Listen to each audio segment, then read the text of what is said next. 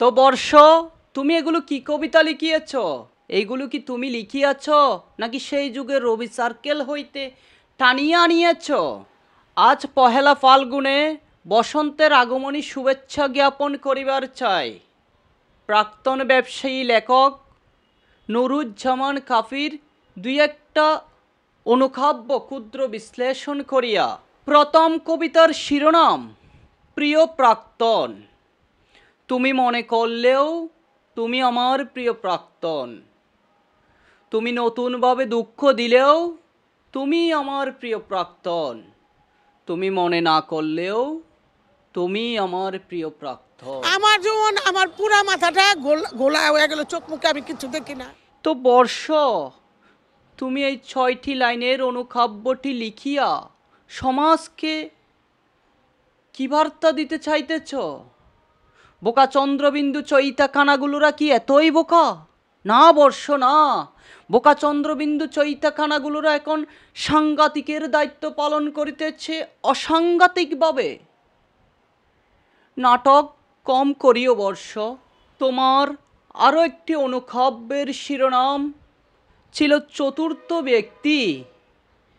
চতুর্থ ব্যক্তি মানে থার্ড পার্টি নয়, সেকেন্ড পার্টি নয়, চতুর্থ পার্টি। চতুর্থ ব্যক্তি শিরোনামে অনুকাব্যটি লেখা এরকম: যে যাকে ভালোবাসে সে তাকে ভালোবাসে না। আচ্ছা, বুঝলাম।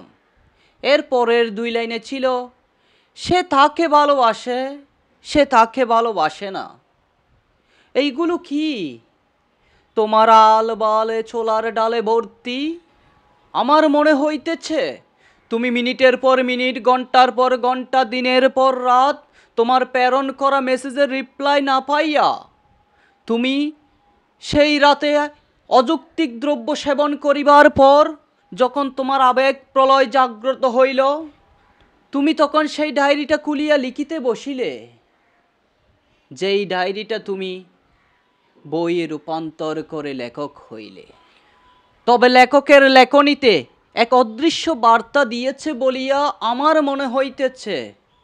বোকা চন্দ্রবিন্দু চৈতা কানাগুলোদেরকে, বোকা চন্দ্রবিন্দু চৈতা কানাগুলোরা, তোমরা তোমাদের মুঠোফোনের যত অবৈধ বৈধ বার্তা, তোমাদের কথোপকথন সব একটি ডায়েরিতে সুস্পষ্টভাবে, সুন্দরভাবে, সুশৃঙ্খলভাবে লিপিবদ্ধ করিয়া রাখিবে।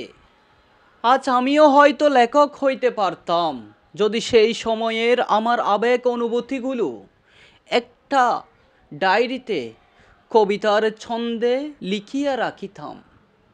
হইলে হইতেও পারতাম। যেমন আজ ভালোবাসা দিবস উপলক্ষে আমিও একটি অনুকাব্য লিখিয়াছি, আবৃত্তি করিতেছি। যতটুকু ভালোবাসি ততটুকুই তুমি, স্পর্শে স্বস্তি ভীষণ, জ্বর নামানামি। যত দূরে শরীর থাকে তত কাছে মন, দূরের মানুষ দূরত্বেই কাছের ভীষণ। তো আপনাদের কেমন লাগিল বিচার বিশ্লেষণ করিয়া জানাইবেন। সর্বশেষে একটি কথা বলিবার চাই, যদি তুমি দোষ খুঁজো গোলাপের সুগন্ধিতেও দোষ পাবা, যদি তুমি গুণ খুঁজো গোলাপের কাঁটাতেও গুণ খুঁজে পাবা।